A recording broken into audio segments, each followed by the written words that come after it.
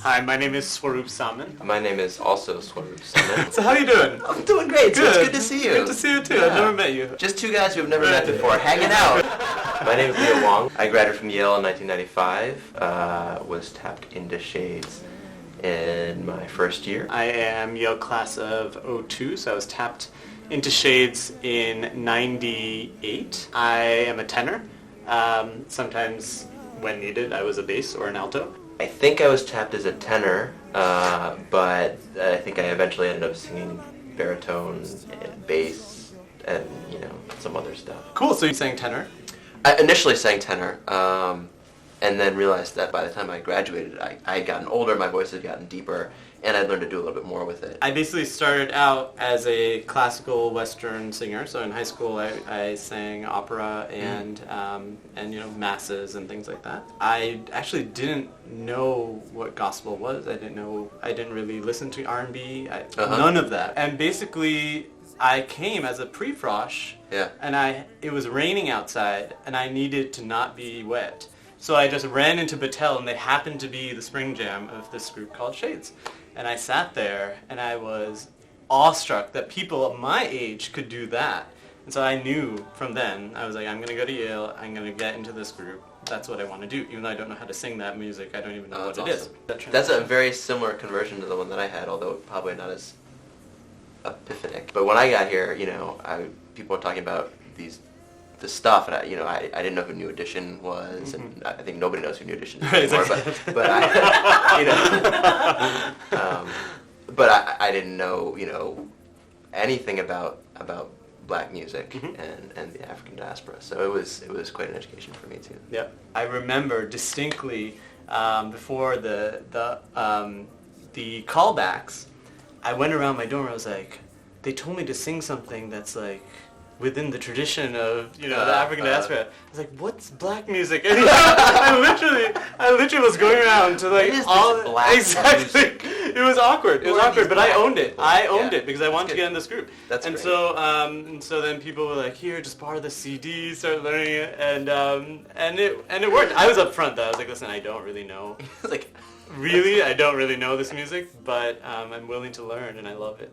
I also was very much a part of a white suburban culture growing up. It honestly took me a long time to figure out that this culture that was so familiar to me, was actually not my culture. And I went to Chinese school and I had Chinese friends and stuff, but I just assumed that all the other people who were in my school who were white had Chinese friends and went to Chinese school too. And I was like, wait, this suburban part of me, this white part of me is very distinct from that other cultural richness that I have. And coming to Yale and coming to Shades really, I think, made that clear. When I came to Yale, that was the first time that actually this consciousness of a man of color, right. Who is a man of color, and identifying myself as that, that was the first time that I actually did that, was now start thinking about more broadly than, my family is different. It's more about, I am different.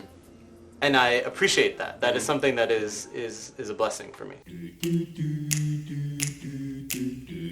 So I want to set a few things straight. When I was business manager of Shades, we had a pre-tap retreat at Catherine and Peter's house in Vermont. And we had no money, okay? Which happens all the time.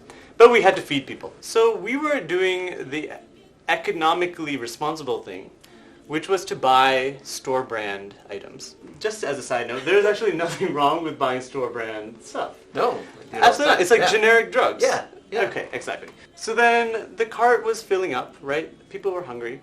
Then a certain individual, who will remain unnamed, decided to put in some Hood ice cream into the cart. Okay. At which point I said, absolutely not. Absolutely not. Wait, is it Hood a store brand? No. It is not. Okay, let's be clear. At the time, there wasn't the super premium Haagen-Dazs kind of thing, right? So Hood was pretty much top of the line, or at least pushing second. Okay. All right. So clearly not Shades level of ice cream. People say that I freaked out. I just merely was questioning the logic of buying name brand ice cream when we had no money.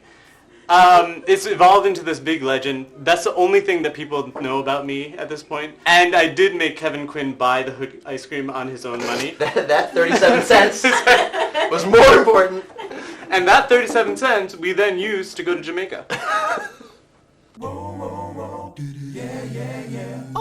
You guys really took it to the next level. You know, I get these like email updates and stuff about like, oh, Shades is going to Japan, Shades is going to Africa or whatever, and I was like, what? Yeah. Like, where? Exactly. We went to like the Bronx, you know? Listen, no, when I came in, we definitely had the East Coast tour. They called the East Coast tour, it was sleeping in random people's living rooms. Let's be clear, that's what it was, but we loved it. Yeah. We enjoyed it so much, meeting the alums. I had never been on tour. Like, I felt like a rock star. Before going to Jamaica, we had no budget, again, to actually go there. I put Jamaica on my parents' credit card. Like, all the tickets, it was clearly on my parents' credit card. I knew that we had no money to buy food in Jamaica, so we bought it all in the States. We took a suitcase full of rice. Full of rice to Jamaica. And they don't have any in Jamaica. Let's be clear, this was also at 2 in the morning, and so the thought process wasn't exactly linear, but we just filled up with rice and beans and like dried goods, and then took a big and plantains and coconuts.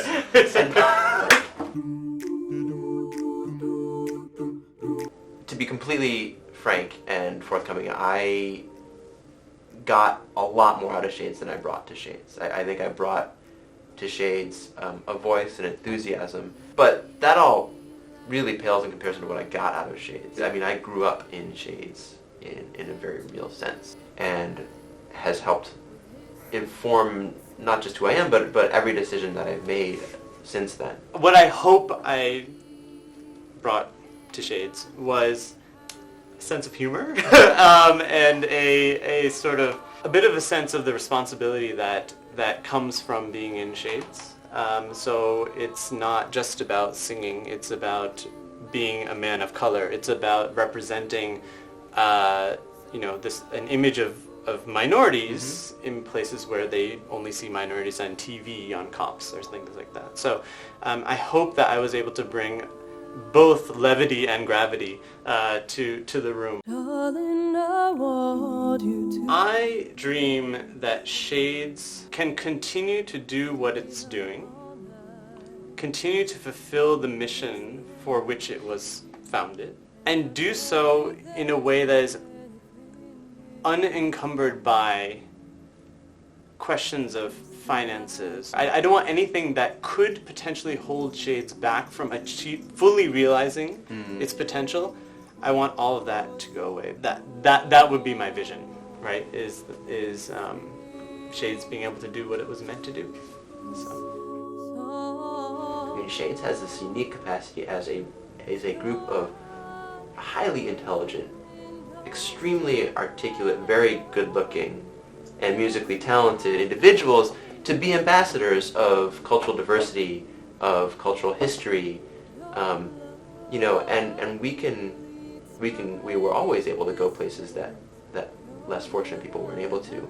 But I think that if we really achieve what we're thinking about doing with sort of another level of providing resources, that may serve as sort of a cultural ambassadorship to at least other parts of our country, if not other countries in the world, to celebrate that.